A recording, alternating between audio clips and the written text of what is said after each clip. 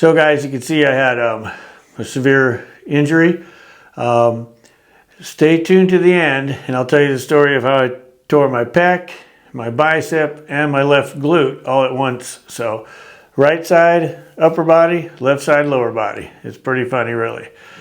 Anyway, so the first instincts you have is, oh no, what have I done? I can't do this, I can't do that, I can't finish the fall projects that I wanted to do. I can't do the outside adventures that I planned on with my wife and kid. I can't finish working on some cars that I got going. So all the things I can't do. All right, so pity parade, I had it for like a half a day.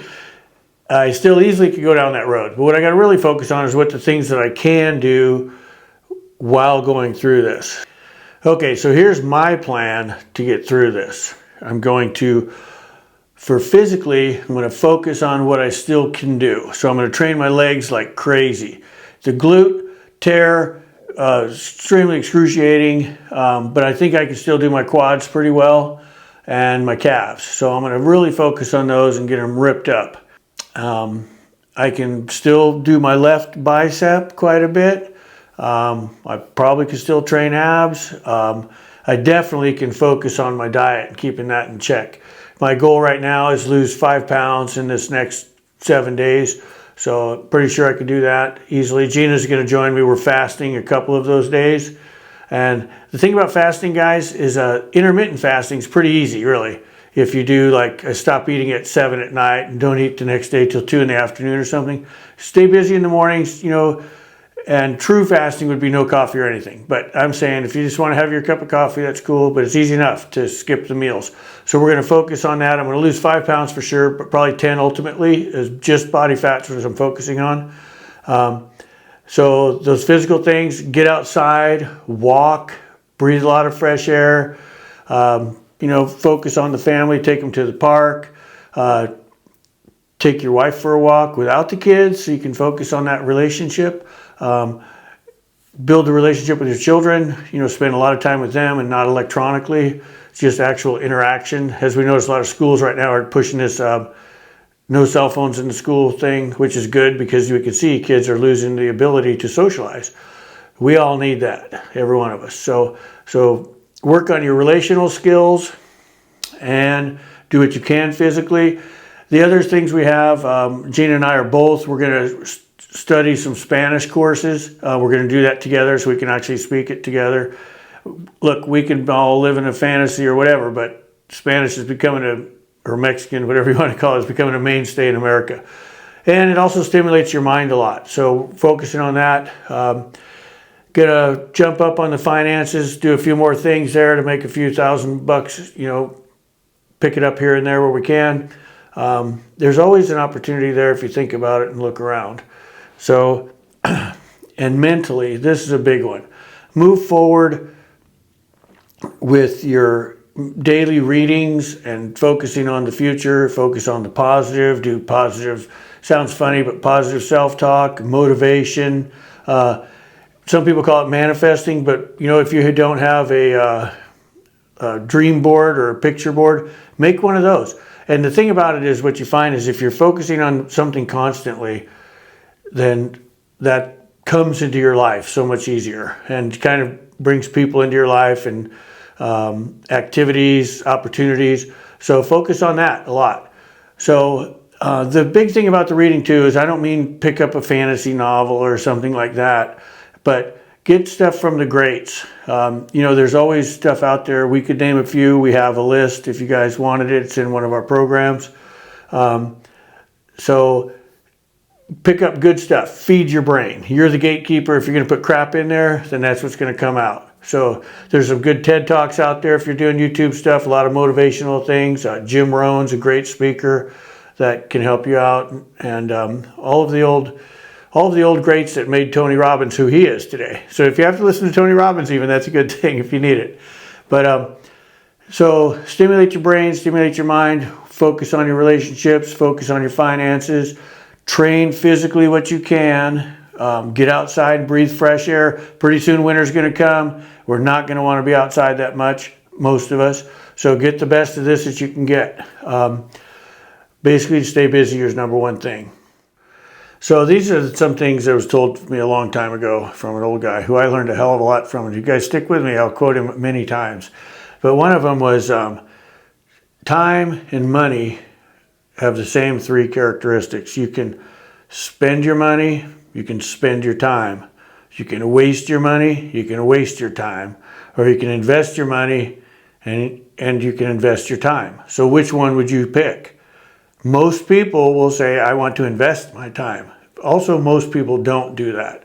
So I'd really encourage you to think about what you're doing in your days and how to invest your time to make a better future for yourself and for your family. You know, it's a changing world. You better change with it and get moving forward. So the other thing is, guys, so not a lot of you know my story. I'm going to put a video out there one day of my story. It's pretty extensive. It's kind of crazy, pretty harrowing at some points. But in a nutshell, I know I'm going to need surgery on this pec. You know, and so because of the extent of it, and it's black and blue clear into here, so from the armpit to here, this I'm going to classify as a major surgery because it is going to be pretty major, and I'm going to be out for a long time. So stay tuned for my story because this will be my 25th major surgery that I've had in my life. Anyway, how this all started is we were cranking out, as you guys know, you're following along, we're doing pretty good. Moving forward with the physique, things were going well. We had just finished a pretty good chest day. We'd been doing our 50 push-ups a day every day for the last year and a half. Missed a couple here and there, just to be honest with you, but pretty consistent. Had done bench press, dumbbell flies, done the lat machine, done the pec deck, and then did some dips. And then Gina was finishing up with her push-ups, and I was trying to keep up with her. But I went down, and my first push-up I felt super strong, and I was like, man, I haven't done this. Anyway, I used to be the king of push-ups and clapping push-ups and all that before I had these shoulders replaced. So I just felt super strong. So my next one down, I just pushed like crazy to do a launch for a clap push-up. Well, when I pushed, I heard the sound was like cloth tearing, and I was like, oh, this just, man. It's like the old blinds when you were a kid and you pull them down and let it go and it would go. That's basically what this did in here. And so it hurt pretty good. Grabbed the arm, walked around a minute, told Gina we just got to get out of here. So made it home. It was okay. Wasn't that bruised or anything. Very tender. Totally the focus of my life at that time was, oh my gosh, my pec, what did I do? Blah, blah, blah. Anyway, went to bed that night, nursing the pec. Gina knew I'd not be sleeping that well, so she stayed upstairs to sleep on the couch so she would at least get some rest. I had, which is shameful to admit, because you guys don't all know my game, I had a pretty heavy freak out PTSD nightmare, which these last few months I've been having pretty regularly. This was a really extreme one, apparently, because when I woke up, I was covered in sweat and sitting up, and her leg was tangled up in the sheets, and I had somehow been running or kicking or yanking my leg somehow to some degree. My left leg's been through a lot. I've had like 4 surgeries on it. Gunshot wound initially, and delaminated the hamstring in the past. So it's been pretty tore up. Anyway, I did something in my sleep that tore the glute muscle bad enough that I had massive swelling. Not going to show you the video. But so when I went to bed, this was my focus. When I woke up, my leg and glute was so bad that I didn't even think about the pec. I didn't even think about it. This was killing me. Tried to crawl upstairs to get some help from Gina. Could not make it. I was literally crawling on hands and knees. And back down, crawled back in the bed, just moaned and freaked out. But next day, went to the emergency walk-in clinic, and they put me for an MRI stat, which is ASAP. Anyway, they came back. They thought it was something else that it turned out not to be. that was torn, but the entire glute, and if you guys think about it, your glute muscle is pretty big, and it ties in down low, and it was excruciating. I truly was on crutches for a few days. And I know it seems funny, guys, that there's no, like I say, this is nothing compared to what that felt like.